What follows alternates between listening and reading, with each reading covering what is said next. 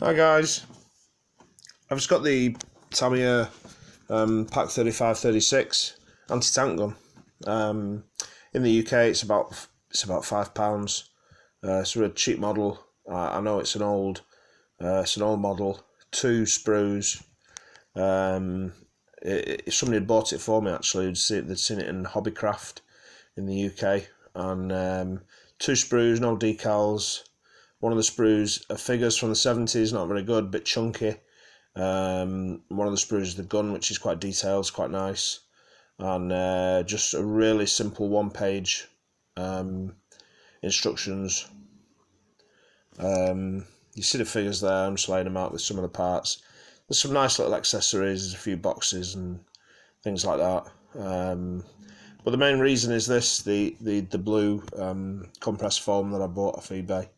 I bought 5 pieces of it, and if you saw my last diorama, I cut it to about 10mm thick, which was a bit of a pain, just to do the front of a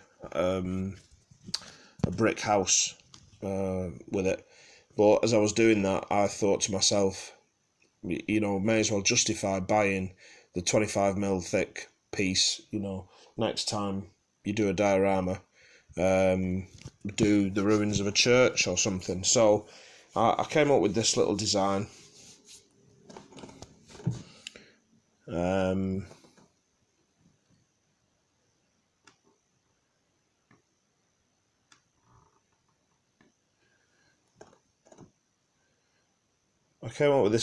Which is kind of like a church, or like the gatehouse or the engine house of a mill, say, at the front of a factory with one of the big tall factory windows. And yeah, but kind of use some of the width and the dimensions of the foam, but just to have the one facade, the one ruin, and then have the PAK 35 in front of it. So kind of street fighting situation. And the floorboard that I'm on there, that I'm leaning on, that's the board that I'm going to use. So it's not going to be a huge one. And I did the PAK 38, the 7.5cm anti-tank gun the Germans used later on in the war. That's actually about a year ago, really. That was at the start of when I switched from doing planes, aircraft, to doing tanks and vehicles, and it was one of the first dioramas that I did, and I loved doing it. And even though it was my first, and I have broken down quite a few dioramas over the last 12 months, and I've sold several that I've done. But even though that was one of the first, I still look back at it, and it could be improved, but I still like it. It's still on the shelf, and I'll put some pictures on my Instagram actually of the original one, and then this one, because they represent a year of doing this, and yeah. And when I started a year ago, I wouldn't have thought I'd be making videos of it, but it just felt like a nice thing to do, because then you've got an audience, and it pushes you to do them better and be a bit more creative, and challenge yourself, just because you've got to be accountable to somebody, or at least you feel as though you should be. So you try and do something different instead of stagnate. An audience or somebody that's interested in your hobby is always a bit of a boon for a hobbyist. Somebody, what have you done this week? And else it can get a bit boring if you're just doing it by yourself.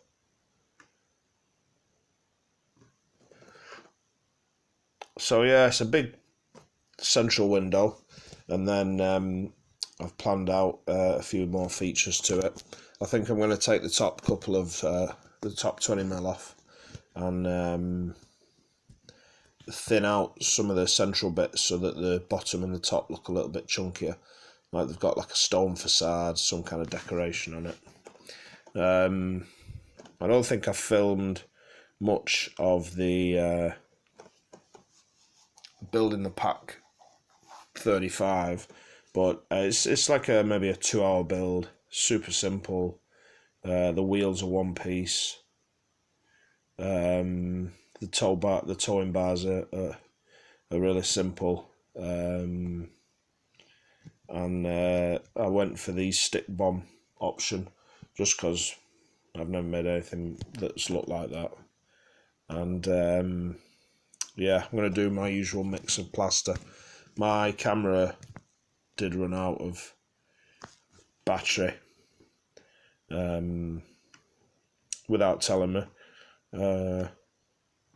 inconsiderate. So I did. So there will be a little bit of a jump between me, I think, painting the architecture, the facade of the little building, and you know, creating painting the actual finished diorama. But all it was in between was making a paste of the plaster and the coffee grounds and some water, and applying that to the surface. Yeah, I found this quite easy to work with. You know, it's only the second time I've used this foam, so I'm just getting the hang of it. But you know, I've got a sharp enough knife there. I probably could have started a new knife, but this one was sharp enough, really. And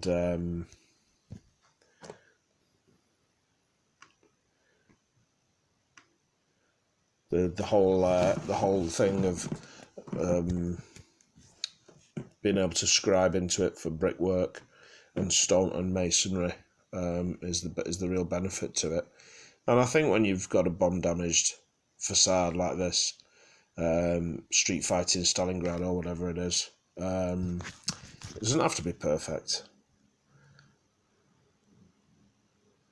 I say that about most things, but when I'm doing model making, it's damaged or it's covered in mud, so it doesn't have to be perfect. But I find some of the guys on YouTube who do the very, you know, immaculate, very detailed, expensive kits, and spend weeks on it. Sometimes they're a bit too, you know, it's nice to aspire to do a lot of detail and a lot of the laser etch stuff, but you know, it's when it stops being fun, then stop. Some of it can get to be quite a chore. I like the whacking the mud on it, you know, making it mucky, making it look like a moment in history, a realistic situation, and I'm not much for putting finer details on it and saying, oh, you know, this is the tiger tank that Lieutenant such a body was in, and his driver was shot through the ear, and this is what this looks like, and this is accurate because of this. And you know, I don't look into it in that level of detail.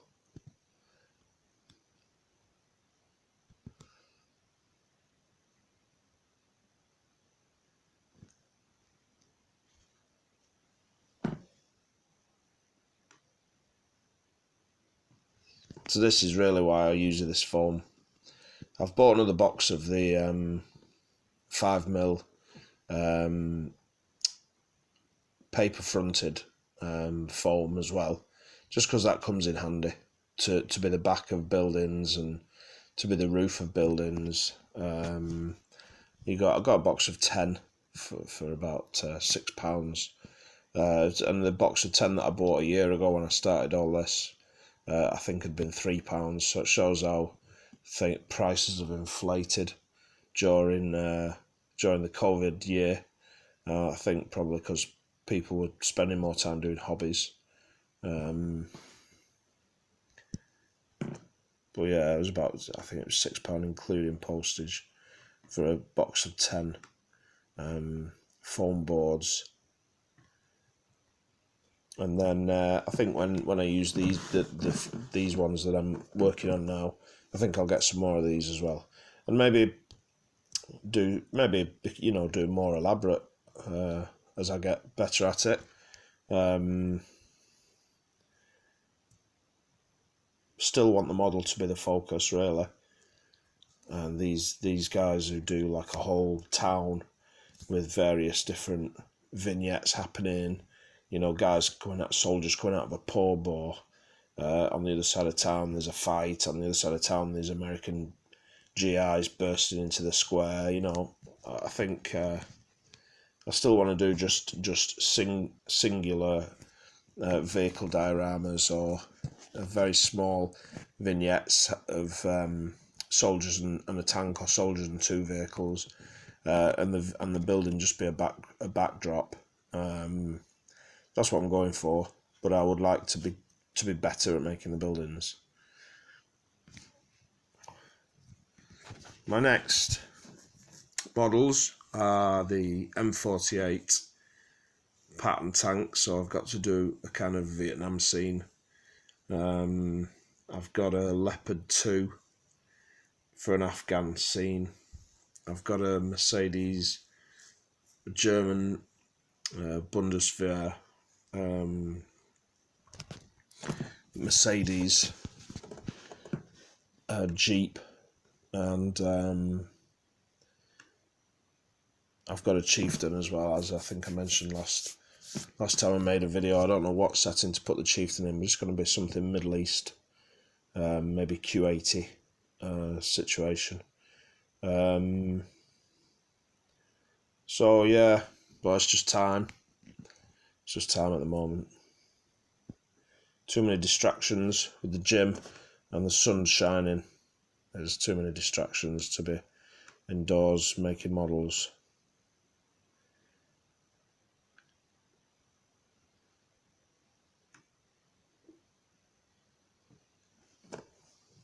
So yeah, I've dug out some acrylic paints, and I'm not using so much my Vallejo's when I do dioramas anymore.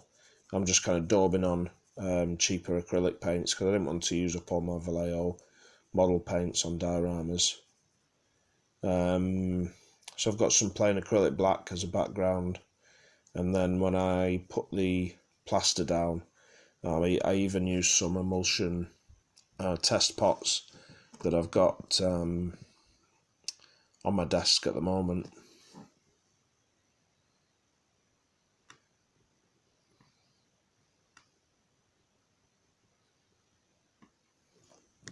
Appreciate, guys, all the comments and the follows, the subscriptions and the likes. Yeah, it is nice to have a little audience, just for my own interest in the hobby as well, just to keep it interesting, to keep me thinking creatively and wondering if I can do something better next time. Yeah, I wouldn't have thought a year ago that I'd be videoing my builds, and they're certainly not perfect. I'm certainly not an expert, but it does add another dimension when you've got people who looking at your videos and seeing what you're doing. It makes you try your very best, and try and think of something interesting, and certainly not recycle. I don't think I can be accused of recycling the same ideas for my dioramas, or sticking to one kind of style of doing things, one kind of model. I love my Russian tanks, but I've not got any in, and probably not for a couple of months now. I'll do the different things that I've got in, because they prove to offer interesting something different that I've not done before. There's not a lot to say about this. I mean, you just carved it with the tip of the craft knife, cheap craft knife from a pound shop. used a kebab skewer, wooden kebab skewer, to just scribe the bricks. Definitely refer back to a photograph just to keep it realistic, rather than use your imagination. You know, I had a picture on my phone that I think was from Dresden, after the Americans and the British had bombed it. So it was like a factory front, or a front of a municipal building.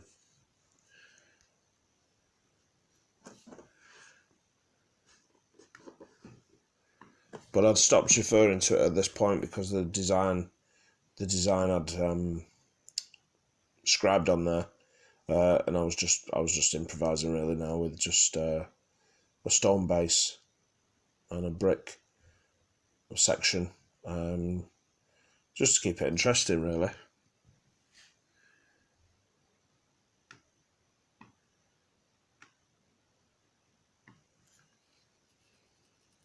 I refuse to spend, you know, £12-15 in the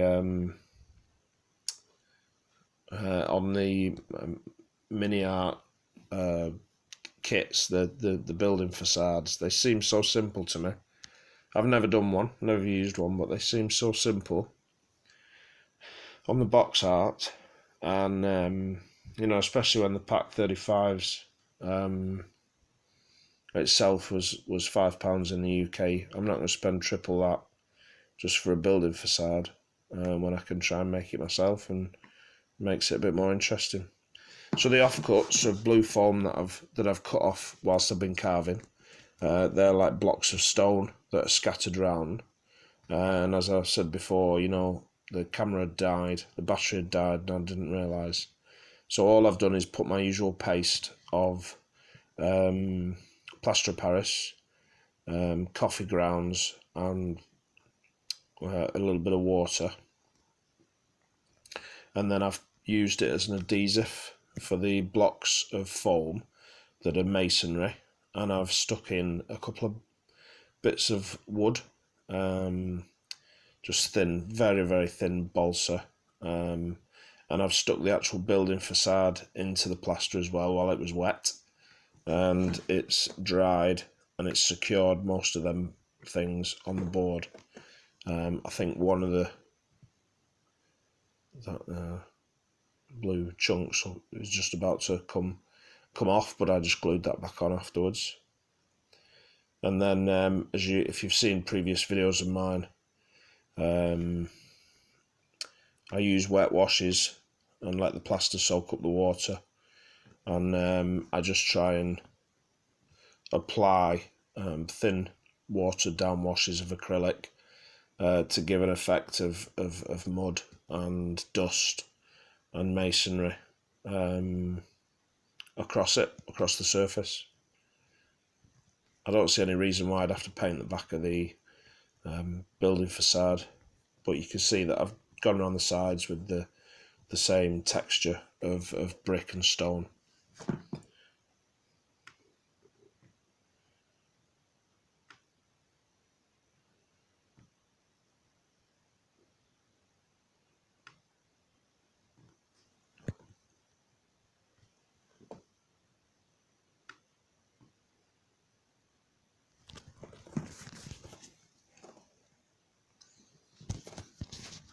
You have to excuse my hand, always in the way of what I'm doing.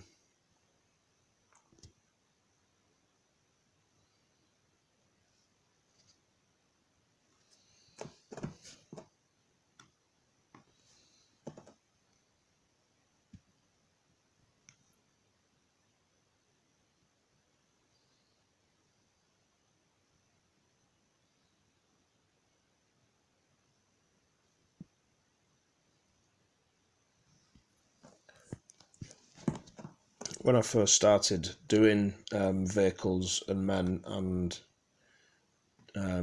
setting them in dioramas,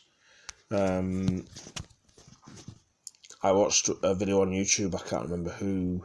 It might have been Andy's Hobby Headquarters, but it was an established YouTuber, and I was just getting some advice for my first, first diorama, or maybe my second, and he said always have something like a tree that kind of breaks up the flatness of the surface. Don't just have mud or a hillside. Always have something that kind of protrudes from the diorama, and I've kind of stuck to that ever since. And I use the seed head trees that you may have seen in my videos, and I use just branches for winter trees. And yeah, for a while I was doing a tree or more on every diorama, but this is, I suppose, why I've switched up to buildings, because it's the same principle of creating some height and some interest and something looming over the actual model, whilst not always relying on trees for that. You'll see from my Belgian, my Jagdpanther, sorry. I'm also trying to do more interesting ground cover and bushes, but because this was more of a urban townscape and street fighting kind of moment with the PAK 35, I think I just used a couple of tufts of grass, nothing really to mention.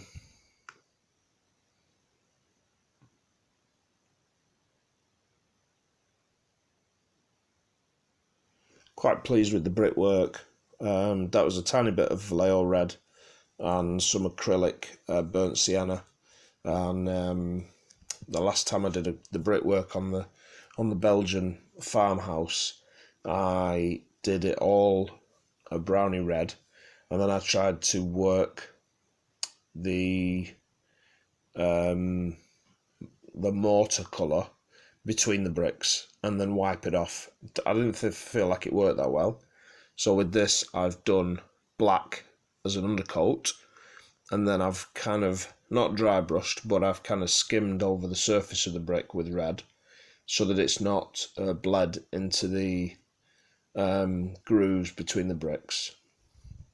So I think that way worked better, to apply the grey or the black of the mortar as an undercoat, and then do the face of the bricks in the red, the reddish colour.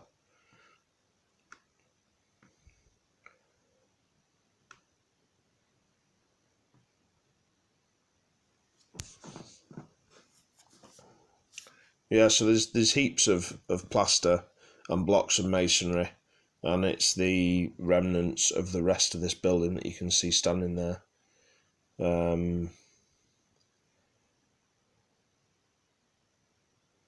The photograph I was kind of glancing at the start did have one horizontal across, which was the remnants of the window frame in the church window or the factory window, and it was just a horizontal of wood halfway up the window, and I have painted a piece of a coffee stirrer to put in there, but I hadn't put in there by the end of the video, so I'll have to think to do that tomorrow.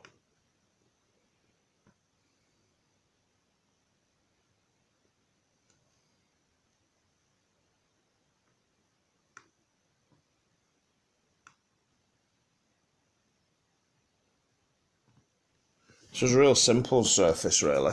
I just did a base of black, and then, like I say, it's a grey tester pot, a grey emulsion. And then I've kind of brushed that over the masonry and as a dust on the ground as well.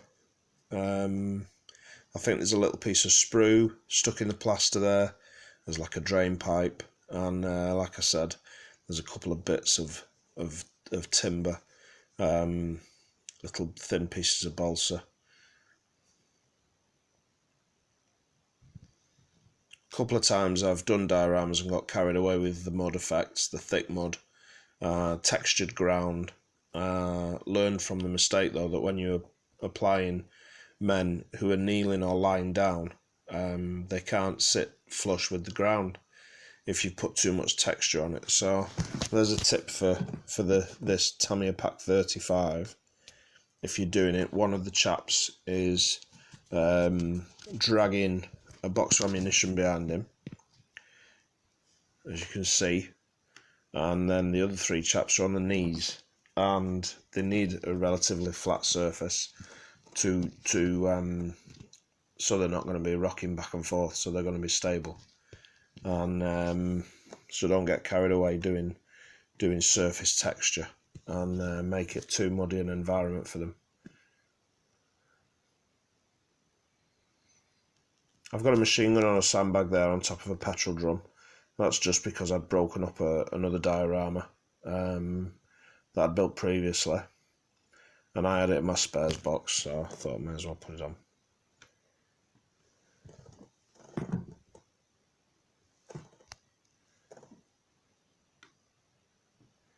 That's it, guys, really.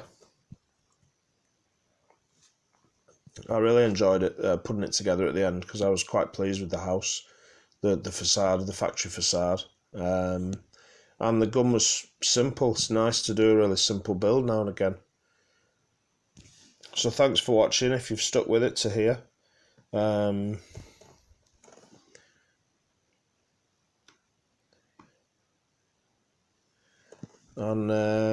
let me know what you think. And if you've got any advice how I could have done it better or done it differently, especially with the building carving, because I'm still a novice with it really. But in terms of composition, I'm quite pleased. Thanks for watching, guys.